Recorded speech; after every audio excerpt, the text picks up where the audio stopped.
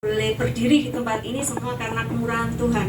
Jadi tahun 2020 akhir Desember ke 2021 Tuhan izinkan saya untuk menerima berkat. Saya bilang ini adalah berkat. Saya diberi Tuhan penyakit COVID ya. Pada waktu itu kan COVID sedang marak di seluruh dunia. Dan saya terjangkit.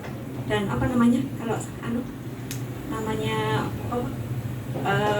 orang yang sudah kena penyakit itu apa? Lupa sampai lupa karena sudah terlalu lama. Jadi pada saat itu penyintas ya. Penyintas kalau nggak salah. Itu 2020 pada saat dimana Desember banyak sekali pelayanan yang dikerjakan oleh suami saya dan saya pada saat dimana saya banyak ikut kemana-mana karena kalau di rumah saja nggak ngapa-ngapain gitu bilangnya, karena pada saat itu benar-benar namanya COVID pada saat Desember itu apa namanya tingkatnya itu ya, betul. Tanggal berapa itu?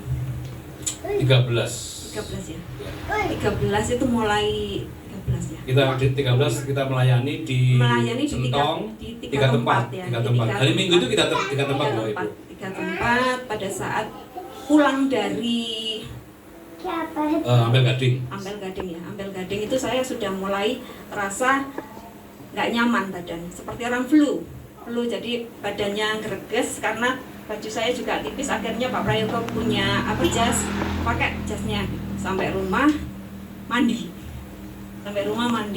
katanya suami saya nggak usah mandi gitu, tapi saya nggak nyaman karena sudah 3 tempat tadi langsung mandi, bener sudah. Akhirnya di hari-hari ke depan itu badannya panas sampai pada saat itu tanggal kalau nggak salah dirawat di rumah sekitar 4 hari sampai tanggal 25 Desember, persis 25 Desember tahun 2020. Sebenarnya Pak Prayogo mau melayani ke Ampel Gading ya, ke Petong Sigar. Itu saya minta, sudah nggak apa-apa, pergi aja papi. Tapi suami saya nggak mau. Nggak, kamu harus ke rumah sakit.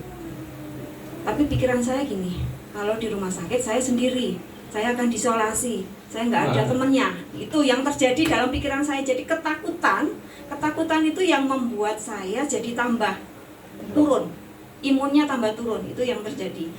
Nah, pada saat tanggal 25 itu kalau nggak salah jam 2 siang ya. Jam 2 siang itu saya diantar ke 3 rumah sakit di Malang.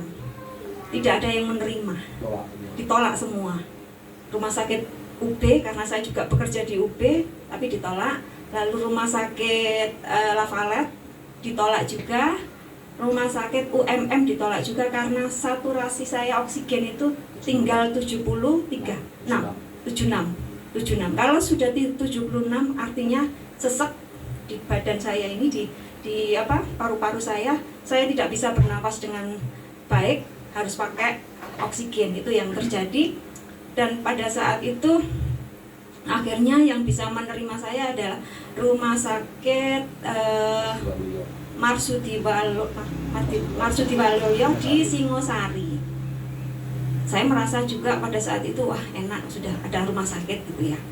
Tapi tambah lama kok tambah turun karena itu tadi memang ketakutan itu luar biasa yang membuat imun kita tambah turun. Ditambah lagi pada saat itu kemungkinan saya pribadi sebagai manusia yang banyak sekali mendengar bahwa orang yang kena COVID itu pasti akan mati. Itu yang terjadi. Jadi ketakutannya luar biasa, ketakutannya sangat-sangat luar biasa, sehingga imun saya tambah turun. Tetapi pada saat saya di rumah, dirawat 4 hari di rumah itu, Tuhan berbicara pada saat posisi saya tidur, itu ada suara gini, kamu akan sembuh. Itu di rumah. Lalu 4 hari lagi dirawat di rumah sakit Marsudi Waluya itu sampai tanggal 29 ya. 29 itu saya ditemui oleh malaikat. Malaikatnya 7 ganteng-ganteng. Ganteng-ganteng bener. Lebih ganteng dari suami. Iya betul. Malaikatnya ganteng-ganteng betul. Lalu malaikat itu bicara lagi, kamu akan sembuh, tapi lama gitu bilangnya. Tapi lama itu yang membuat saya dalam diri saya ada sebuah kepercayaan bahwa saya disertai Tuhan. Saya disertai Tuhan, saya dirawat oleh Tuhan, saya dilindungi, saya akan disembuhkan. Itu yang saya imani, sehingga pada saat saya berangkat ke Siloam, jadi tanggal 29 itu langsung dibawa ke Siloam karena ada adik saya, Surabaya, ada adik saya yang jadi perawat di Siloam Surabaya, dan saya harus di ventilator. Ventilator itu alat untuk membantu paru-paru yang sudah terinfeksi oleh COVID. Pada saat dimana tanggal 29 itu berangkat sama suami dengan ambulan dari Marsudi Waluya ke Surabaya. Lah di situ langsung dibawa ke ICU, ditidurkan sama dokternya, diberi ventilator, masuk ke mulut sini itu segini selangnya ya. Selangnya segini, masuk ke sini untuk bisa membantu. Inilah saya juga tidak tahu selama 10 hari. Baru di biosotal baru siuman itu tanggal 9 atau 10 ya? 9 kalau nggak salah ya. Iya. Ya, 9. Sekitar 9 itu baru 9 Januari itu saya siuman. Jadi tidak tahu Natalan, tidak tahu, tahun baru juga tidak tahu. Pada saat saya di ICU itu saya diperdengarkan lagu-lagu rohani. Jadi ada ada speaker aktif yang ditaruh di telinga saya, itu yang membuat saya jadi kuat. Itu yang terjadi Bapak Ibu. Lagu-lagu rohani, sehingga pada saat dimana 10 hari itu ditidurkan dengan, saya tidak tahu sama sekali, bukan tidak tahu ya, pada saat dimana saya ditidurkan itu saya nggak pernah melihat tubuh saya.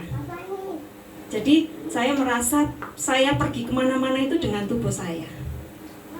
Kalau orang bilang kalau meninggal kan lihat tubuhnya ya, itu saya enggak, sama sekali enggak. Jadi pada saat saya posisi di ICU karena tidak sadar itu, saya sama Tuhan diajak kemana-mana, diajak ke pantai, diajak seperti suami saya waktu ngajak saya jalan-jalan itu loh, bukan jalan-jalan ya, pelayanan dengan jalan-jalan itu yang terjadi. Itu di pantai, di gunung, sampai pada akhirnya nafas saya yang sembuh. Itu kayaknya jalannya Tuhan ya. Jadi pada saat saya jalan-jalan itu dengan Tuhan, di mana saya di ICU di 10 hari di ventilator itu, yang tidak sadar itu kemungkinan Tuhan menyembuhkan saya lewat itu, yang saya tahu. Pada saat saya selesai di ventilator, ditambah lagi tambah sampai 24 hari di Siloam. Lah itu saya benar-benar yang saya simpulkan dari apa yang sudah Tuhan izinkan. Tuhan izinkan saya diberi berkat oleh Tuhan, bahwa saya dipulihkan hatinya. Jadi dipulihkan hatinya bahwa kalau kamu ingin terbang seperti Raja Wali, kamu harus hidup merdeka.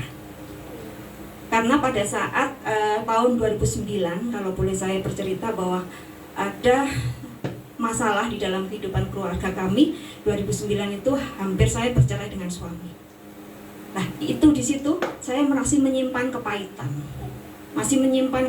Sampai saya